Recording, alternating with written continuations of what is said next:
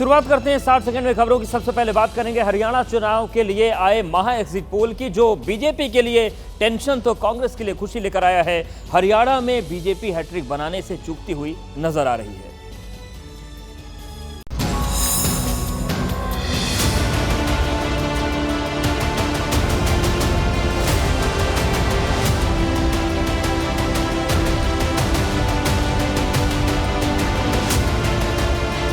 कांग्रेस झूठ का गुब्बारा है। आज उसकी हवा निकल जाएगी और 8 तारीख को टूट जाएगी। हरियाणा के मतदाताओं ने नेताओं की किस्मत को ईवीएम में बंद कर दिया है। 8 अक्टूबर को जब ये पेटियां खुलेंगी तो पता चलेगा कि कुर्सी पर कौन बैठेगा। लेकिन महा एग्जिट पोल के जो आंकड़े सामने आए हैं वो चौंकाने वाले हैं। इस सवाल का जवाब महा एग्जिट पोल के जरिए समझिए। हरियाणा में कुल 90 सीटों में से कांग्रेस सबसे ज्यादा 54 सीटें जीत सकती है। बीजेपी दूसरे नंबर पर रहेगी, उसके खाते में 26 सीटें आने की संभावना है। INLD गठबंधन 2 सीटें और अन्य 8 सीटों पर खाता खोल सकते हैं। यानी वहाँ एग्जिट पोल के मुताबिक हरियाणा में कांग्रेस सरकार बना सकती है और बीजेपी को इस बार विपक्ष में बैठना पड़ सकता है। यानी 10 साल बाद कांग्रेस की सत्ता में वापसी हो सकती है और बीजेपी को हैट्रिक से दूर रहना पड़ सकता है। जम्मू कश्मीर के महा एग्जिट पोल में नेशनल कॉन्फ्रेंस और कांग्रेस करिश्मा करती हुई नजर आ रही है। महा एग्जिट पोल के अनुमान के मुताबिक जम्मू कश्मीर में नेशनल कॉन्फ्रेंस और कांग्रेस बहुमत के करीब जाते हुए नजर आ रहे हैं।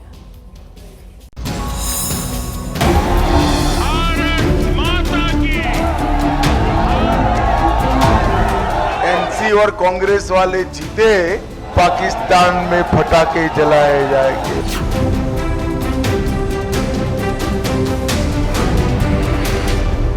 8 अक्टूबर को हरियाणा के साथ ही जम्मू कश्मीर के नतीजे आएंगे। महा एग्जिट पोल के मुताबिक जम्मू कश्मीर की कुल 90 विधानसभा सीटों में से कांग्रेस नेशनल कॉन्फ्रेंस गठबंधन सबसे ज्यादा सीटें 47 जीत सकती है। बीजेपी यहाँ 26 सीटों के साथ दूसरे नंबर पर आ सकती है। महबूबा मुफ्ती की पार्टी PDP सिर्फ 10 सीटें जीत सकती है, यानी तीसरे नंबर पर, और अन्य के खाते में 7 सीटें जाने की संभावना है। महा एग्जिट पोल की माने तो जम्मू कश्मीर में कांग्रेस गठबंधन की सरकार बन सकती है। जम्मू कश्मीर में 10 साल बाद 3 चरणों में चुनाव हुए। जम्मू कश्मीर का ये चुनाव इसलिए भी महत्वपूर्ण था क्योंकि आर्टिकल 370 हटने के बाद ये पहला चुनाव है। ऐसे में जिस तरह से महा एग्जिट पोल के नतीजे सामने आए हैं, उसमें कांग्रेस और NC को बड़ी बढ़त दिख रही है। महा एग्जिट पोल के आंकड़ों को देखें तो हरियाणा में बीजेपी हैट्रिक मारती हुई नहीं दिख रही। वहीं जम्मू कश्मीर की बात करें तो अनुच्छेद 370 को हटाने और विकास के जो दावे थे बीजेपी के, वो काम करते हुए नजर नहीं आ रहे हैं। हरियाणा को लेकर आए एग्जिट पोल के नतीजों से कांग्रेस गदगद है और पार्टी एग्जिट पोल के नतीजों से भी बढ़कर उम्मीद लगाने लगी है। उसके पक्ष में लहर चल रही है जो अब की बार हरियाणा में कांग्रेस की सरकार, इसमें यह है भारी बहुमत से कांग्रेस पार्टी सरकार बनेगी। तकरीबन सभी एग्जिट पोल में बीजेपी हरियाणा में पिछड़ती नजर आ रही है, लेकिन पार्टी एग्जिट पोल के नतीजों को खारिज कर रही है। पूरे बहुमत से भारतीय जनता पार्टी की सरकार आएगी, 8 तारीख को आएगी। मैं कह रहा हूँ कि एग्जिट पोल गलत होगा और भारतीय जनता पार्टी सरकार। जम्मू कश्मीर में करीब 10 साल और अनुच्छेद 370 हटाने के बाद चुनाव हुए, लिहाजा इस बार का माहौल काफी बदला हुआ है। लेकिन एग्जिट पोल के नतीजे बीजेपी के पक्ष में जाते नहीं दिख रहे, तो वहीं विपक्षी दल सरकार बनाने की जुगत में अभी से जुट गए हैं। जम्मू कश्मीर में कुछ सहयोगी दलों के साथ भारतीय जनता पार्टी की सरकार होगी। मैं एग्जिट पोल्स पर ज्यादा भरोसा नहीं करता हूं, लेकिन इसलिए यकीन है कि हमारे हक में जो है पॉजिटिव रिजल्ट होगा। हरियाणा चुनाव को जीतने के लिए कांग्रेस ने कोई कसर बाकी नहीं रखी। विशेष रणनीति के साथ हरियाणा की राजनीति पर काम किया गया, लेकिन सीएम का जो चेहरा था वो सबसे बड़ा दर्द कांग्रेस के लिए रहा और उस पर अभी भी राजनीति चल रही है।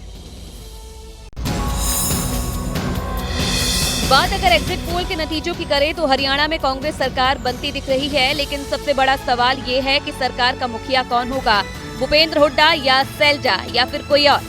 चुनाव में टिकट बंटवारे से लेकर प्रचार तक हर जगह हुड्डा की चली, लेकिन पूरे चुनाव में सैलजा की नाराजगी से पार्टी की फजीहत भी हुई है। हालांकि सैलजा एन वक्त पर मान गई और चुनाव प्रचार से जुड़ी भी, लेकिन सीएम को लेकर उनका आजमाइश जारी है। लोग होते हैं जिनके नाम कंसिडरेशन में होते हैं, तो उनमें सैलजा भी एक हो सकती है। हाई कमांड करती है फाइनल। तो क्या वाकई में सैलजा की दावेदारी में दम है और भूपेंद्र हुड्डा आसानी से मान जाएंगे? तो इसका जवाब शायद किसी के पास नहीं है, क्योंकि सभी जानते हैं कि सीनियर हुड्डा इतनी आसानी से मानने वाले नेता नहीं है। एमएलए बनेंगे, उनसे उनकी राय जानी जाएगी, हाई कमांड फैसला करेंगे, जो भी फैसला करेंगे मंजूर होगा। सबका अधिकार है हमारी सीनियर लीडर है वो।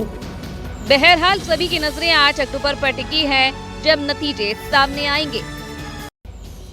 अब बात शिमला की कर लेते हैं। शिमला की संजौली मस्जिद में अवैध निर्माण को तोड़ने का आदेश जारी हुआ है। शिमला नगर निगम आयुक्त कोर्ट ने 2 महीने में 3 अवैध फ्लोर को तोड़ने के आदेश दिए। 1, 2 और 3 शिमला के संजौली की ये वही मस्जिद है जिसके 3 फ्लोर को अब गिराने के आदेश दे दिए गए हैं। शिमला की नगर आयुक्त कोर्ट ने अपने आदेश में कहा है कि मस्जिद प्रधान की देखरेख में अगले 2 महीने के अंदर निर्माण को हटा दें, जिसे मस्जिद कमेटी अपने खर्चे पर गिराएगी। कोर्ट ने ऑर्डर पास किए कि 3 मंजिलों को ये वक्फ बोर्ड और मस्जिद कमेटी खुद डिमोलिश करे अपने खर्चे के ऊपर। शिमला की जिस मस्जिद पर विवाद है वहां उसका निर्माण साल 2010 में शुरू हुआ। जिस जमीन पर मस्जिद है वहां एक दुकान हुआ करती थी, लेकिन वहां पर धीरे धीरे 5 मंजिला इमारत खड़ी कर दी गई। 6750 स्क्वायर फीट से ज्यादा का निर्माण हो चुका है। स्थानीय लोगों का कहना है कि जमीन हिमाचल सरकार की है। मस्जिद मैनेजमेंट का दावा है कि जमीन वक्फ बोर्ड की है। संजौली की मस्जिद कमेटी ने 12 सितंबर को एक एप्लीकेशन नगर निगम आयुक्त कोर्ट में दी थी, जिसमें ऊपर की 3 मंजिलें गिराने का प्रस्ताव दिया गया। इसी अंडरटेकिंग के आधार पर निगम आयुक्त ने ये फैसला लिया। दिल्ली के बस मार्शल के मुद्दे पर आप सरकार और बीजेपी विधायकों की बैठक में जमकर हंगामा हुआ, लेकिन हैरान करने वाली तस्वीरें तब आ गईं जब मंत्री सौरभ भारद्वाज और आप विधायकों ने बीजेपी विधायकों के पैर पकड़ लिए। हंगामा दिल्ली की बसों में बस मार्शल की बहाली का है। दिल्ली सचिवालय में बस मार्शल की नौकरी पर चर्चा के लिए मीटिंग बुलाई गई थी। इसी दौरान जब बीजेपी विधायक जाने लगे तो बस मार्शलों ने हंगामा कर दिया। ड्रामा अभी खत्म नहीं हुआ था, या यूं कहे कि अभी शुरू ही हुआ था। इसके बाद दिल्ली सरकार में मंत्री सौरभ भारद्वाज ने बीजेपी विधायकों को एलजी के पास चलने को कहा।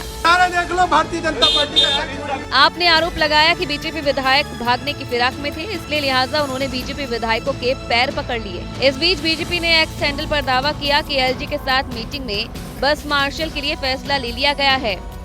हमारी मीटिंग पॉजिटिव महामहिम उपराज्यपाल जी से हो गई है, तो आप सभी को सूचित करना चाहते हैं। हम बहुत अच्छी खुशखबरी है, एलजी साहब ने हमारी मांगे मानने के लिए हाँ कर दी है। इधर आपके नेता एलजी आवास के बाहर ही धरने पर बैठ गए। हंगामा बढ़ा तो पुलिस ने हल्का बल प्रयोग कर प्रदर्शनकारियों को हटाया। कोलकाता के आरजीकर अस्पताल में महिला डॉक्टर के साथ रेप और हत्या के मामले में अब जूनियर डॉक्टर्स आमरण अनशन पर बैठ गए हैं। उनका कहना है कि पश्चिम बंगाल में जो मुख्यमंत्री हैं उन्होंने उनकी मांगों को पूरा नहीं किया। कोलकाता रेप मर्डर केस मामले में जूनियर डॉक्टर्स ने स्वास्थ्य सचिव को हटाने की मांग को लेकर राज्य सरकार को 24 घंटे का अल्टीमेटम दिया था और मियाद खत्म होते ही अनशन शुरू कर दिया। कोलकाता के धर्मतला पे यहाँ पे भूख हड़ताल जारी है जूनियर डॉक्टर्स के। हम देख रहे हैं 6 जूनियर डॉक्टर्स वो बैठ चुके हैं यहाँ पे भूख हड़ताल में। दरअसल जूनियर डॉक्टर धर्मतला में डोरीना क्रॉसिंग पर शुक्रवार को धरने पर बैठे और उन्होंने राज्य सरकार को वादे के अनुसार अपनी मांगे पूरी करने के लिए 24 घंटे का समय दिया था, लेकिन सरकार ने उनकी मांगे नहीं पूरी की, जिसके बाद आमरण अनशन शुरू कर दिया। लोग सिर्फ एक ही बात के लिए बैठे हैं और बैठे रहेंगे, वो है अभया के जस्टिस के लिए। हम लोग कई बार ही बता चुके हैं, डिमांड्स वही है। हम खुद भी लाचार है, हम खुद भी छात्र छात्रा ही है, हमारे पास और कुछ नहीं है।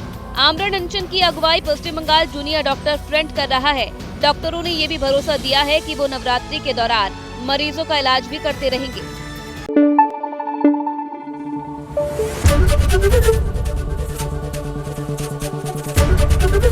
एबीपी न्यूज आपको रखे आगे।